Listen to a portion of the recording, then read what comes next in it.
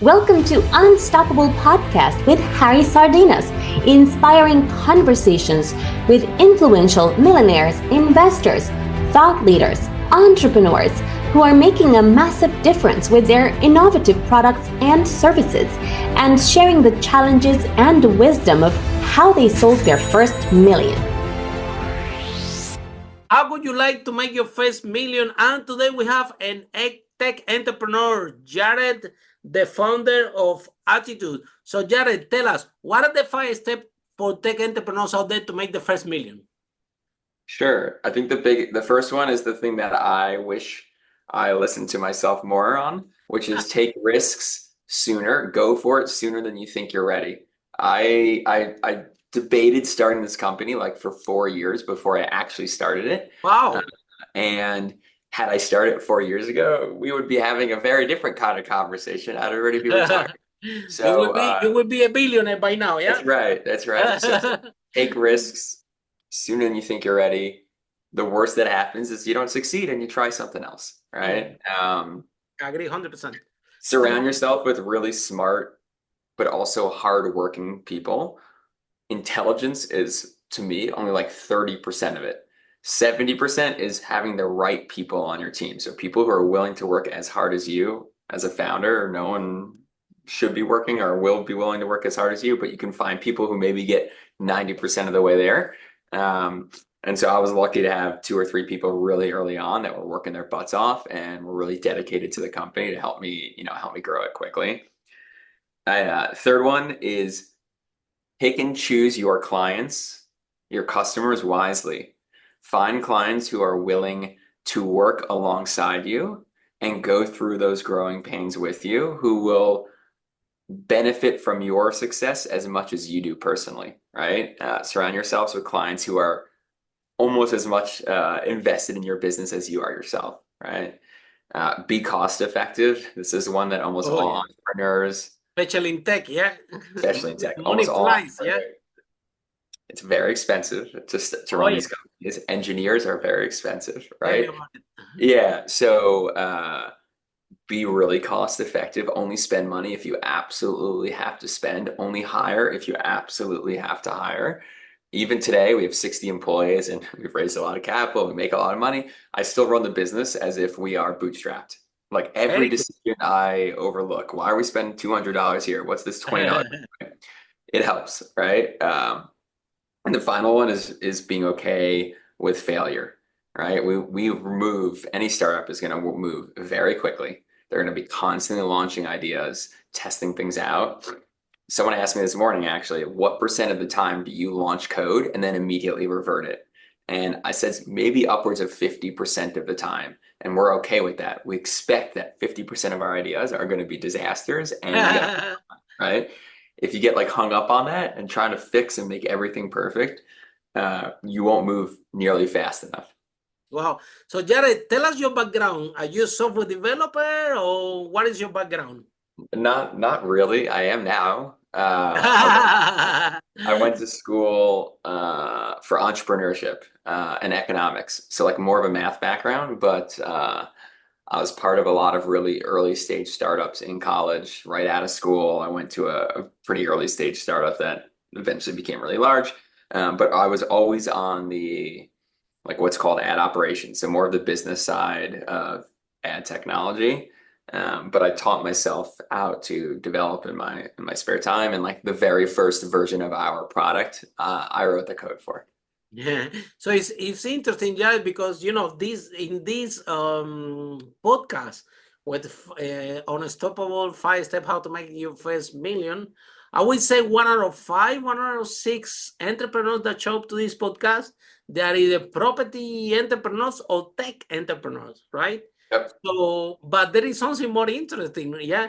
Still, all the successful tech entrepreneurs that I have interviewed, none of them have been software developers. They are always in the other side, in the business side, in the sales. Okay. So tell me the honest truth, because people see the Googles, the Mark Zuckerbergs, the Facebook guy, this guy, that they were software developer, and people think that software developer actually can now build a multi-million pound technology empire as things are today. And I'm under the impression that things have shifted a little bit.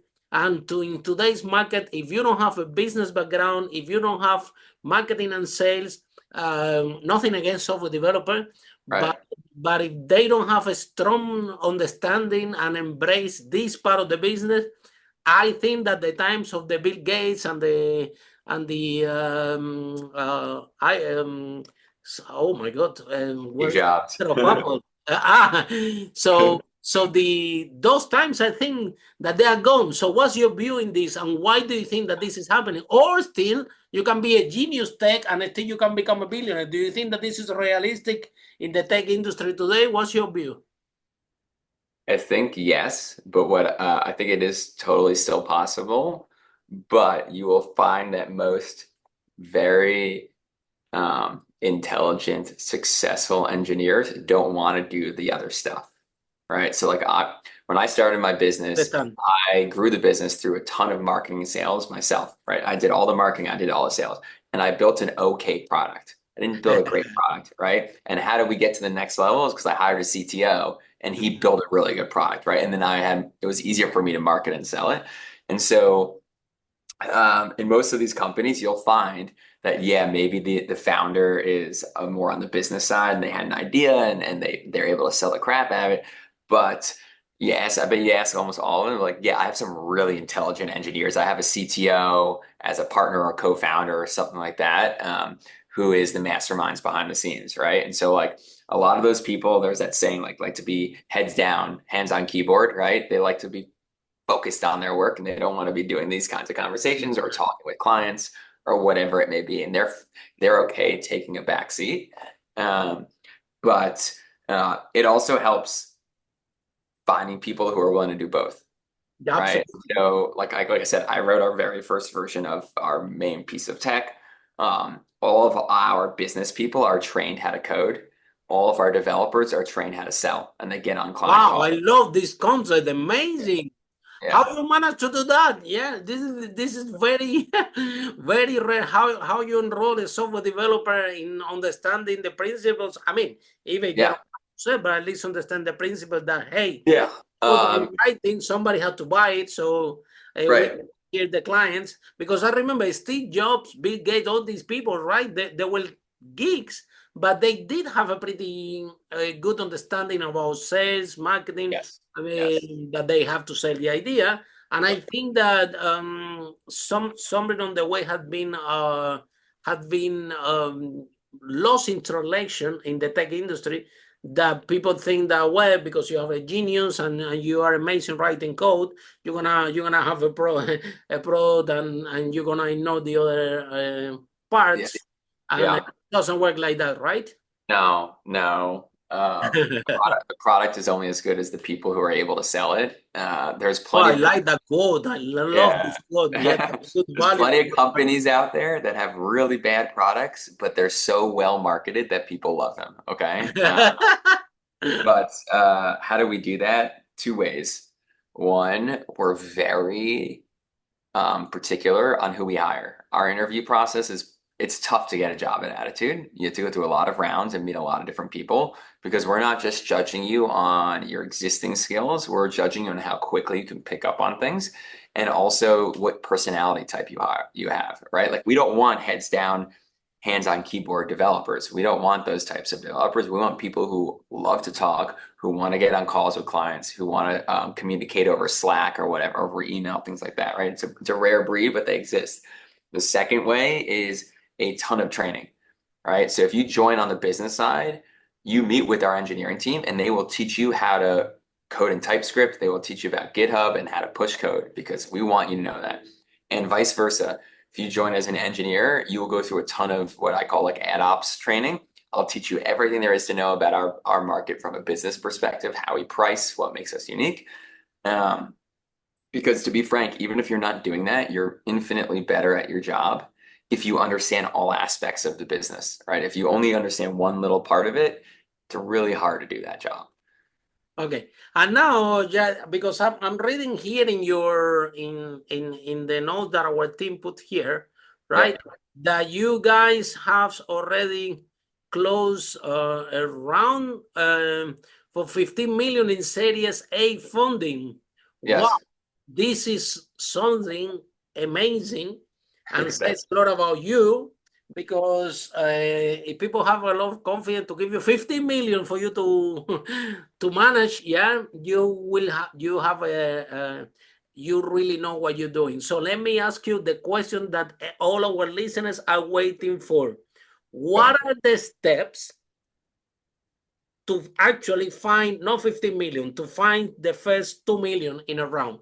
Let's say you have the idea now, yeah? yeah. What, Yeah. and it's not 5 steps. You can tell me 3, you can tell me 6, I give you Yeah. 3. Yeah, but Okay. we have a lot of people, that is getting all this step totally wrong, that they put a lot of money into an MVP, they spend all the money they have, and now they're looking for the investor to bring the product to market, and the investor say, well, you haven't sell it, so why you want my money? And Right. everybody's stuck in this.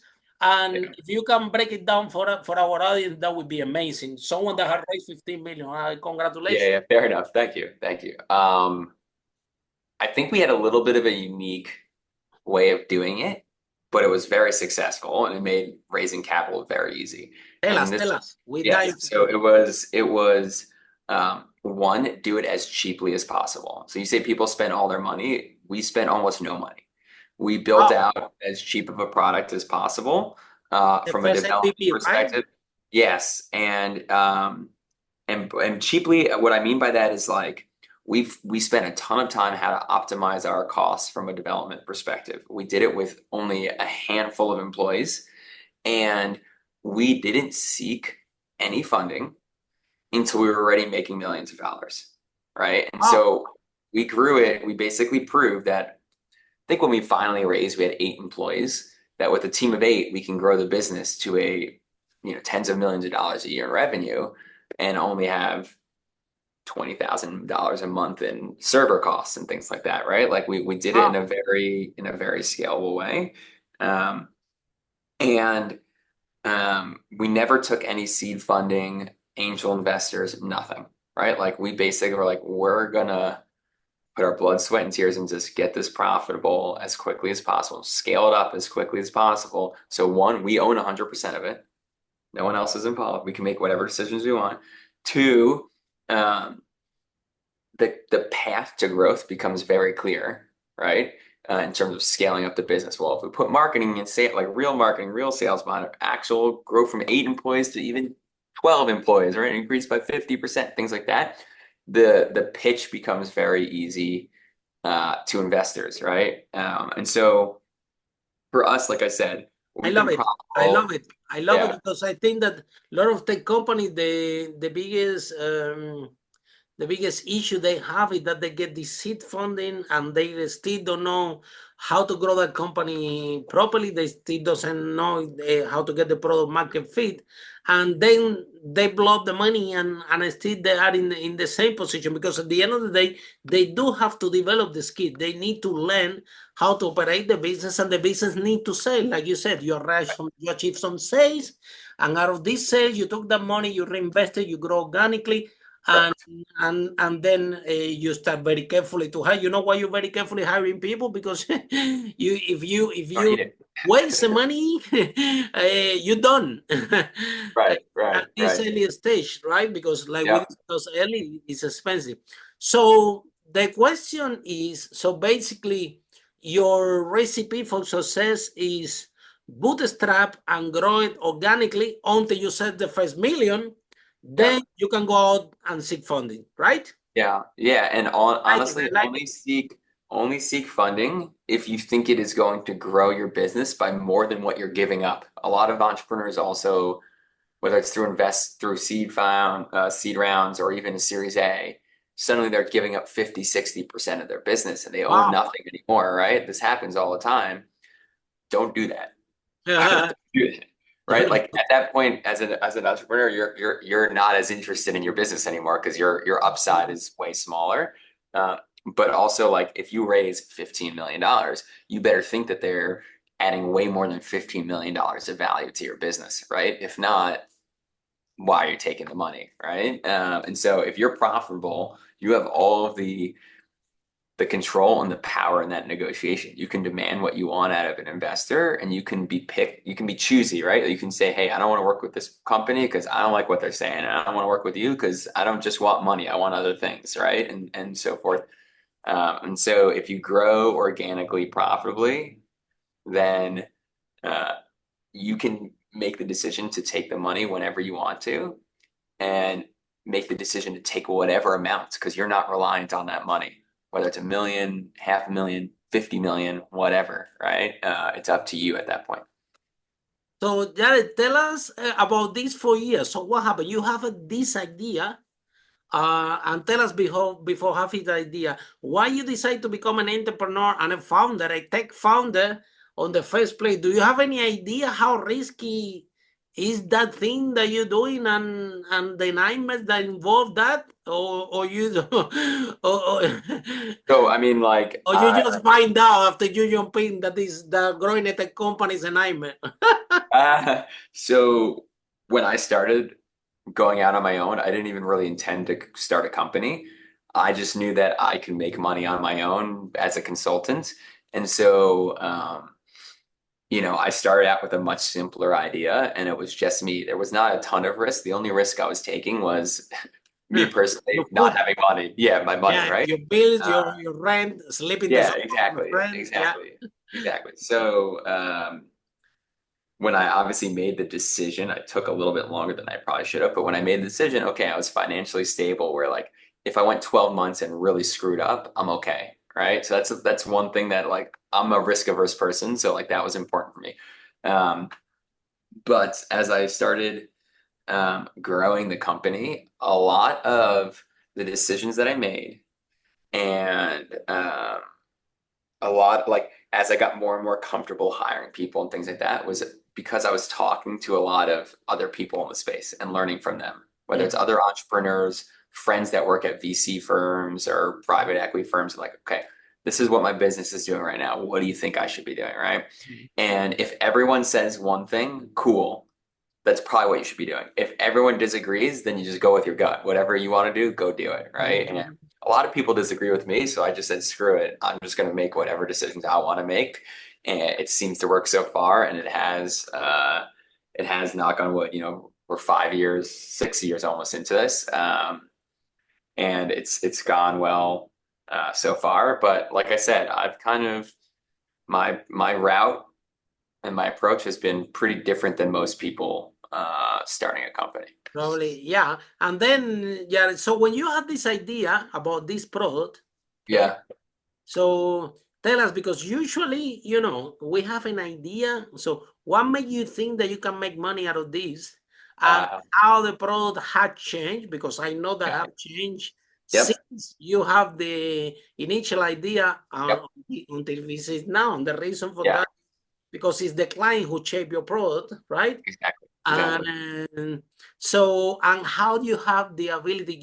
I find you very humble, because you already mentioned that you were learning for other people. You were asking on other people. We see a lot in the tech space that, these software developers, these tech, they are so genius that they think that they know everything, and that's how they want to learn from anybody. And because they are very good writing code, they're brilliant, they're very clever, very high IQ. But business is completely different ball game. Business is about, be humble, let your ego go, and try to learn from other people, and try to listen to other people. And I can see that you listen to all your VC friends and whatever, and you have the right path. But I can see also that you listen to your clients, because I bet you 100% that the initial idea that you have nothing to do with what actually Not at all. people are buying. Yeah. So like the very first thing that I did at Attitude, about 7 or 8 months into the company, Google deprecated that entire product, and I was like, oh shoot, I have no business anymore. I need to pivot the business. Yeah. Google duplicate the product? My goodness. Not like basically what I was doing within Google. Yeah. So my goodness. I had no choice but to pivot. Yeah. But that was a good idea. So you were onto something really good that they actually put their hands into this. Yeah. Yeah. So it happens in tech. it does. It happens a lot. It still happens all the time. We call it a great idea, and like a year later, when like Google put their hands, that's it. You need to do something else. That's right. So when what our current What happened? Did you spoke with them? Did you show them what you did? it doesn't matter to They them. just Look, even if we're a big company, I'm irrelevant to those guys. They're worth trillions of dollars. I'm not even close to that, right? they don't even know that you existed. Yeah. But the business, what we're doing is not groundbreaking. Okay. There are plenty of companies and competitors in our space. What is groundbreaking is our business model. Wow. So I saw a market that everyone, if you're a website, you serve ads. You have no choice. You got to make money, right? Absolutely. And all of them, every company in that space has always been one business model, a single business model, which is I get a percentage of your business, right? And I was like, cool. I'm going to do the exact opposite of everyone else. I'm going to start a SaaS company and see what happens, right? And so no one had done it at that point. We were the first ones to do it. Publishers grasped on really quickly, like, oh my God, this is such a better business model for us. We love this. We save so much money. And I was able to scale up very quickly. And so I guess my note there is like, you don't have to come up with a groundbreaking idea. What we're doing is not groundbreaking, but your business model better be unique enough where if there is competition, you can stand out from everyone else. Absolutely. Right? You can differentiate yourself from the marketplace. Yeah. Exactly.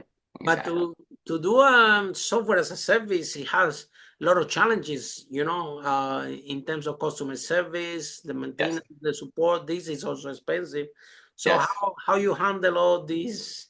Yeah, there's two. There is a reason why the other companies are not doing it. Is because of everything that I'm telling you. Yes, two difficulties: customer service and also scale. To scale up a SaaS business, you have to have way more clients than a typical business. It just is because you make your cost per customer way lower, Exactly. right? And so like I boast all the time on social media and stuff that like we have more traffic through our pipes than like the next 5 companies combined. It's true, but we need that because we're a SaaS business. Otherwise, it wouldn't work out, right? The second thing around customer service goes back to my point earlier. We don't have account managers. How do we pull that off, right? Even as a small company, it's that everyone's trained in everything. And that way, whoever's available to help out can chip in, right? So if an engineer needs to help out with a business question, Same in my company, my tech people that work with me, all of them, they know how to do everything. Yep. They are 360. I think that when it's something that I have the luxury to have with my team, that when I tell them, I need you guys to do this for me, you will never hear from them, this is not my job, or I don't know how to do it. Yep. This was long time ago, conversation years ago, at the stage that we're now, they embrace it. If they have to do a research, they can tell me, Harry, we'll come back to you in 5 days. Let me have a look and let me see how I can solve it. So I think this mentality is key in order to succeed the company. Something else that we see in the tech space is that all those entrepreneurs, sometimes they have job previously and they're running the company, and you can hear the founders to say, well, this is not my job. I only write the code. Somebody else's job is to sell. This is not my job. And because they're coming from an employee background, and they want to apply the same dynamic to the company, and it will destroy the culture of the company, right? Yeah, I have no patience for people that say it's not my job, or you don't like I need to be paid more to do other stuff. And no, like if you're either bought into the company and what our mission is, or you're not going to work. Or you're not. Yeah, that's it. and we all save time in the conversation. Yeah, exactly. It's about training, because I think that we spend a lot of time training our people. We hire them from for the early stage. Some of them have been working for years with us. Yep. And it took a process to train them so they can understand that this is not because Harry wants. This is this is what we have to do in order to survive. Right. And and we want to keep our employees long. We train them and we put a lot of effort into training them and everything, but they have to understand that we need flexibility and we need them to be proactive. So how much time, Jared, you spend training your people? I understand that you have a very advanced hiring process, which is removing a lot of headache for your life. So I congratulate you for that. But still, it's a machine. You need to keep training. You need to enroll everyone. You need to have meetings. I don't know, take eat, even if Yeah, you're I love hungry, meetings. you don't want to go, but this is Right. what So I require, right? yeah. So important to note that we're 100% remote. We've always been 100% remote. So training and meeting is more challenging. Mhm. Early on, I trained everyone in everything, which is a little bit crazy. Obviously, at our scale now, I can't do that. But what we did do is, as I was doing those early on training sessions, we recorded all of them. So day one, when you join the company, you get like 50 hours of listening to me talk to our employees and hearing them ask questions and doing live screen shares and things like that, to talking about our business, right? But we've gotten to the point now where like we've had so many employees that have been here for 4 or 5 years where they are now doing the training, right? And even our more junior people are now doing the training of the next junior person, right? And so when someone joins, they're kind of like day one, thrown right in it. They watch people work, they share their screen, they start going through it, and learning it. I made a comment before, like intelligence is only 30% of it, and like behavior or like personality is 70% of it. We don't always hire. In fact, most times we don't hire for experience, right? If there's a specific role, like if you're going to be an accountant in our company, you better know how to do accounting, right? If you're going to be an engineer in our company, I don't even care if you know how to code, right? What we want is the right personality and the right like motivational factors there, because we can teach anyone anything, right?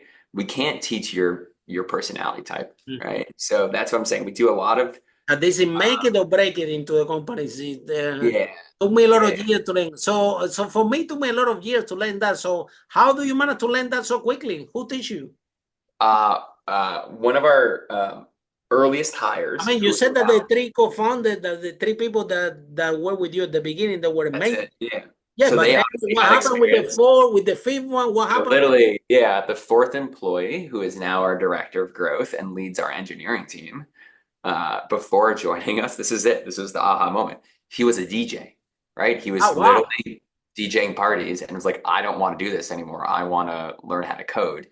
He worked for us for free for 6 months, which was a nice little added benefit, but we taught him how to code.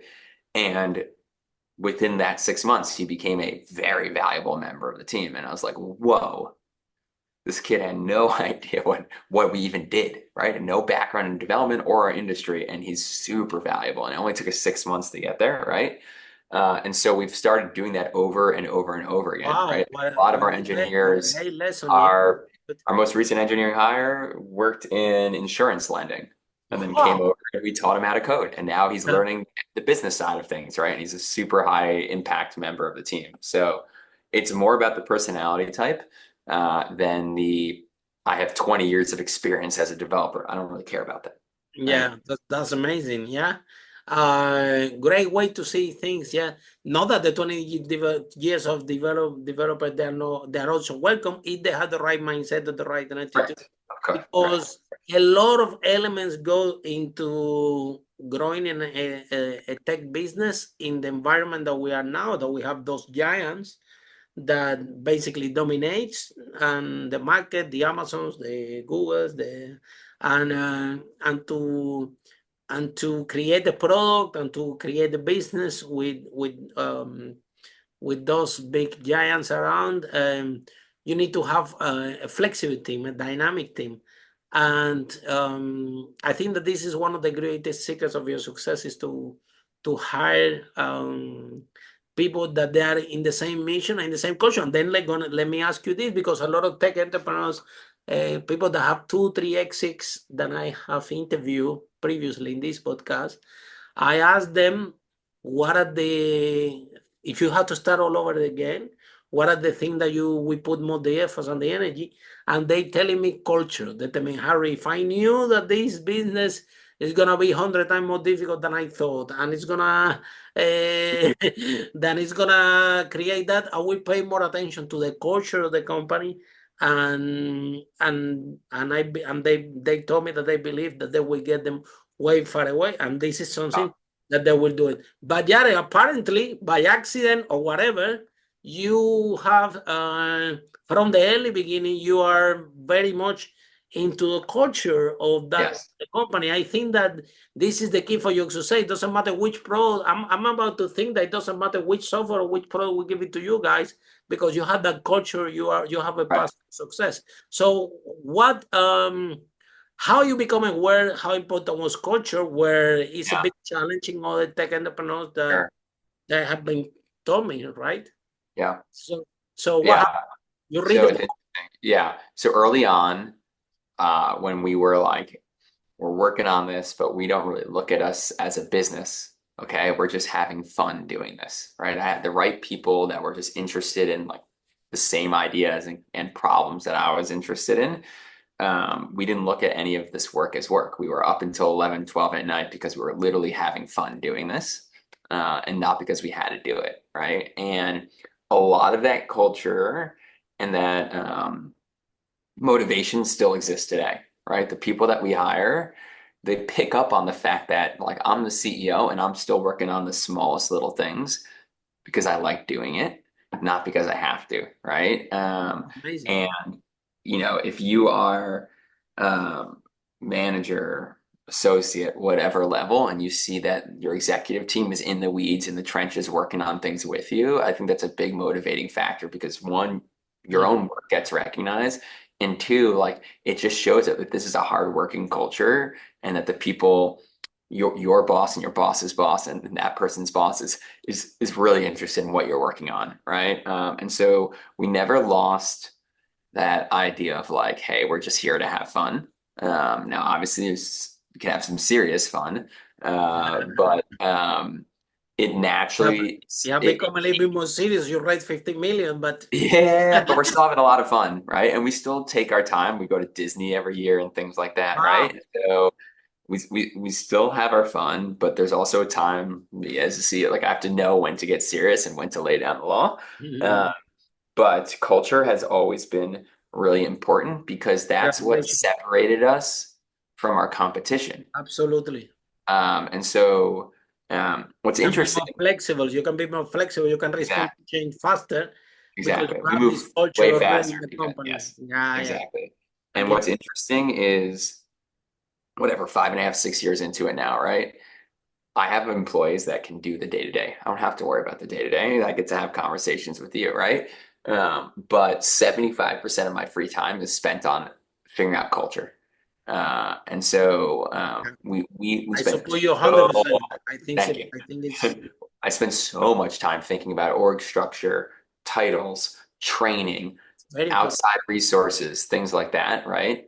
Bringing third parties to help us with leadership training and things like that. Because I look at like when I was an employee, forget about attitude. When I was an employee, when was I the happiest? And it was when I was part of smaller teams that were literally like everyone was just having a blast working, right? And we didn't even think about the work. We were just happy to be there, right? And so like that's what I'm trying to create. It's again a little bit more challenging when you're not face to face and you're all remote globally. But knock on wood, I think we've done pretty good so far. Still improvements to be made, but we're doing well. But then tell us, because the other thing about the software as a service is the customer acquisition, which is really expensive. So your business model is it might think like an advantage against your competitor, but it has a lot of challenges. You have the support, you have very high customer acquisition, right? And you guys are charging less than everybody else, so your fees are cheaper. So Yeah. how you handle all that and how you make this magic formula? Yeah, I mean, well, it goes back to how like we built the company from a tech perspective. Our margins are probably way higher than our competitors that are charging 2-3 times as much. Oh, wow. Very good.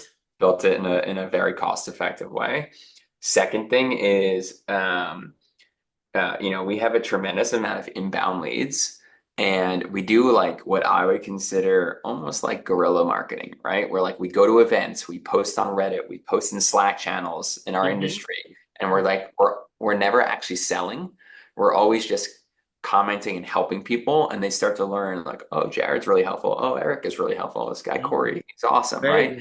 And then when they finally make that decision, like, hey, I need to try something new, they think of us, right? And so up until a year ago, we didn't have a sales team, right? We grew 4.5 years. We grew to a crazy scale with zero sales. Wow. It was 100% inbound leads. Wow. Now we're obviously trying to acquire customers. Yeah. Yes. Oh, amazing. Now we're trying with sales and trying to acquire customers. And you're right, it is a lot more expensive because they may not be in the right mindset, or the timing may not be correct. But the good news is now when we reach out, people know who we are because we've been everywhere for the last 5 years, quietly just posting all over the internet. Telling to everybody, right? Yes. Yes. So people know who we. So tell us about your software. Tell us about the software, what it does, how can people tell us a bit more about that. Think of it like almost like the stock market, but for ads. You go to a website, there's an ad there. How did that ad get served? How did that specific ad get served? We hosted an auction with millions of advertisers in a matter of milliseconds. We got all their bids, all their creatives. We chose the winner. We served the ad, right? And what is mostly like an open market, there's tons of customizations and different logic around first price versus second price auctions and all that kind of stuff, where every company in the space has like their own secret sauce of what makes their auction mechanics the best. We built everything in-house, right? And so that's again what really stands out, I think, for us and maybe one or two other companies in the industry, is that there is very easily used open source code out there, and while the logic is great, the way it's built, we don't agree with. And so we built everything that we now sell in-house. We have full control over which makes it easier to move fast, right? But yeah, if you ever go to a website, you saw an ad there, good chance it somehow was Attitude that served it, whether it's a display ad, like a standard image ad, a video ad on your iPhone or Android on an app. Whatever it may be, we're involved in all of that. And we have some big areas of focus a lot on gaming and a lot on sports. So most of the major sports sites use us. A lot of the major gaming sites also leverage our tech. Again, companies that have a lot of traffic, serve a lot of ads, and they need a cost-effective solution, they come to us. Yeah.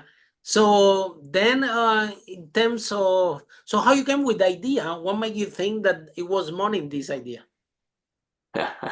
Well, early on, a lot of my clients were using another company. I was just advising them, and I spent. So they were using ads, and they were rolling ads and using other company. Other company manage their ads, right? Correct. And me, again, not a developer. I'm dangerous. I know how to code, but I'm not a developer. I was constantly finding bugs in their code and like helping them fix it. And I realized one day, I was like, why the heck am I helping other people make money on their business? That's why I started my own company in the first place, is to make my own money, right? So I'm like, I'm just going to do this myself. Built it out, really, really like rough draft of this tech. Didn't even really understand how it worked that well. Launched it with one of my clients who I said always have, like, early on, have clients that are willing to grow and suffer with you. Still a client today, even through multiple acquisitions of his own. But tested with him, was like literally a 30% lift in revenue day one. And I looked at him, he looked at me, and he's like, here's your business, Jared, right? Like, I'll introduce you to all my friends and people in the industry. Go, right? And so it all happened in a matter of maybe like 4 or 5 months, where we had no product to all of a sudden it's a big company. We have a ton of scale. I'm hiring employees and stuff like that. It was a very quick, realization. Yeah. And then, so tell us, so what advice do you have for tech entrepreneurs out there that they're stuck, they're looking for funding, and they have an idea, and they change the idea, and they use these resources for the idea, and then they go directly to look for funding. And then when you go to investor say, what, you need track record, you need an MVP, you need all that. So what advice do you have for these tech entrepreneurs that they are suffering and they are stuck at the moment? And what can you tell them? Oh boy, good question. A few things. Why do you need the first question I'd ask them is like, why do you need so much money? Like, what is costing you so much? Most of the companies that a software company would partner with, whether it's like AWS or Snowflake or like any of these other major server companies, they all give you free grants as startups to work because they want to see you grow and succeed. So they're willing to throw you a bone to the tune of sometimes hundreds of thousands of dollars, right? And like, even after we raised capital, we started taking advantage of those, right? That was kind of mind blowing to me. So like, why do you really need the money? Go and try to find free resources. Second thing is if you are struggling financially, early on, I hired a CFO. Very smart decision. Hire someone that understands the money, understands what investments and raising capital is all about, and what that process looks like, and also can help you find savings, right? And so if you've got an idea and you've got employees and you're struggling with cash and you don't have someone that's managing your cash, you're making a mistake. You should hire a CFO. Very good. And then I think, Jared, that make sales first and use this money to help people, right? To grow. Yeah? Yes.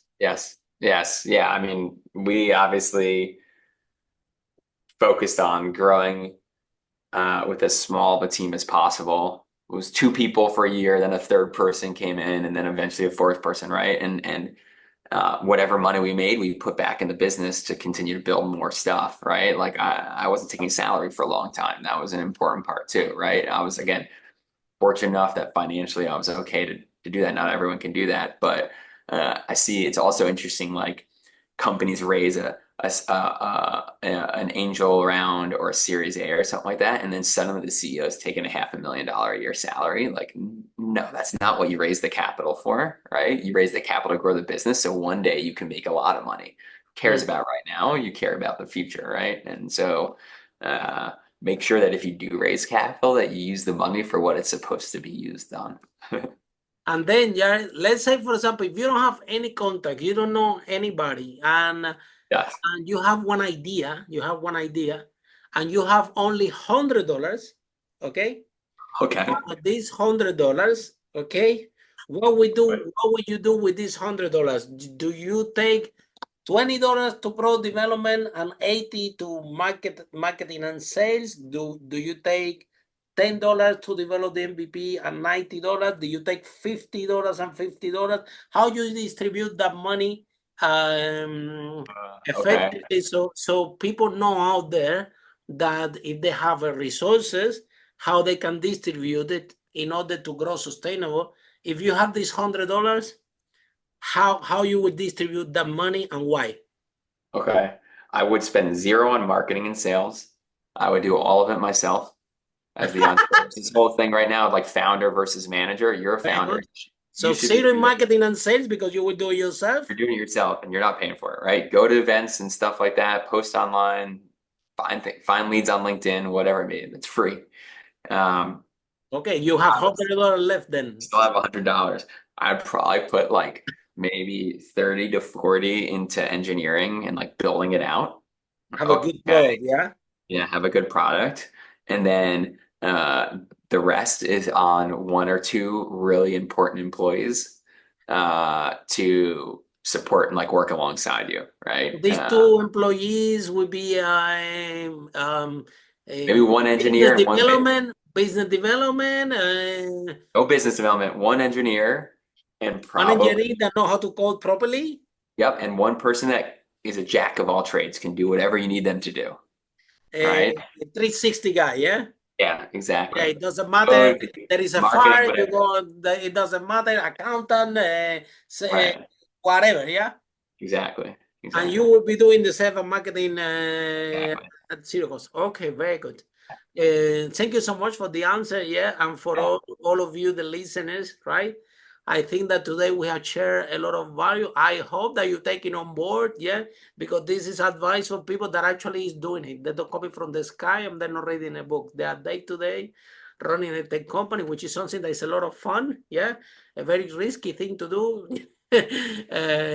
Because I won't say very risky thing to do, but it has he has to the tech entrepreneur has to develop the skills. And sometimes I see in conversation with the VCs, right, that they say to the founders, call me in your next idea. And the founder is always talking to me and say, Harry, why this guy's telling me this? Yeah. And I'm telling them this is exactly what he's telling you. What he's telling you is that you haven't developed the entrepreneurial skill yet. You're good, but you know that it's not about the product, it's not your product, it's not you, Right. it's that you're too raw for them to give you money, and maybe they need you to fail a couple of times so you understand 100% the dynamic of how tech business goes.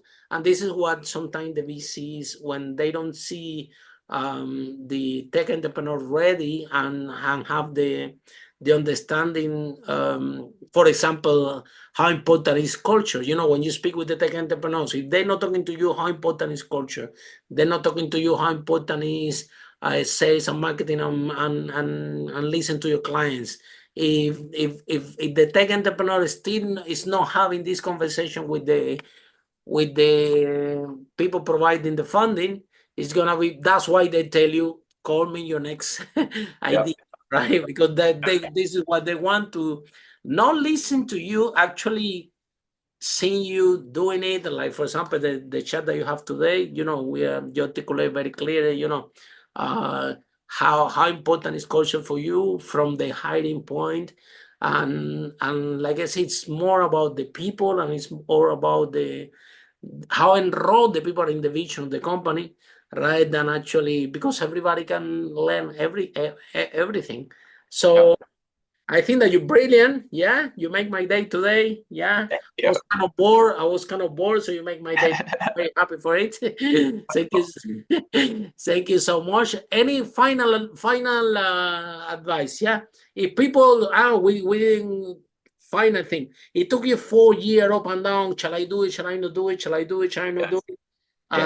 Why you finally, okay, you already described why you finally decided to do it. So what message do you have for the people that they are in the same? Shall I do it? Shall I not do it? Everybody's telling me that all tech companies fail, that I'm crazy, I don't know anybody, and these people are in this dilemma. So what do you tell them? Go for it. Go for it as soon as you're ready. But go for it when you're ready, right?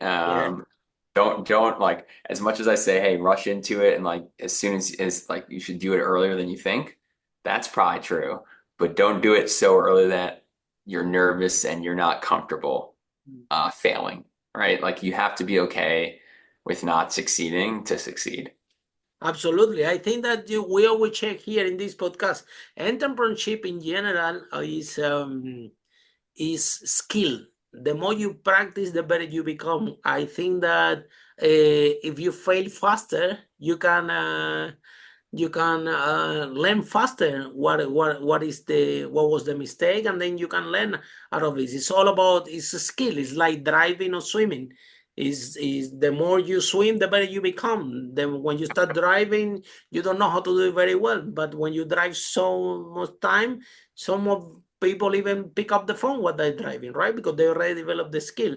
So everybody can be a successful tech entrepreneur, but they need to develop the skill. And this skill, it takes a lot of work, and it takes a lot of failure, and go back and start again. Failure, go back, start again. And if you have the right team, yeah, that There is no arguments, no discussion, no fighting between, there is always in the tech environment, we hear a lot of fighting between the product development and the business development. So the product persons have this idea how the product is going to be better. The business development have an idea, and there is that crash, and this crash destroy the culture. So if you can embrace everything in a 360 way, that product development and business development, they work hand to hand, and they have the right, like you said, attitude, like the right the reason why I chose that company name, right? Exactly. I love the name. It's brilliant. Thank you. Okay. So thank you so much, Jared, for your time. Thanks for having me. You're brilliant. Well done. And for all of you following this podcast, see you in our next episode of Unstoppable. So to share the stories how brave entrepreneurs like Jared break that wall and achieve the first million. Bye for now. Thank you. Follow us for more interviews with world's most influential, audacious entrepreneurs that overcame challenges and adversity, providing you with the blueprint of how they sold their first million so you can grow your business exponentially.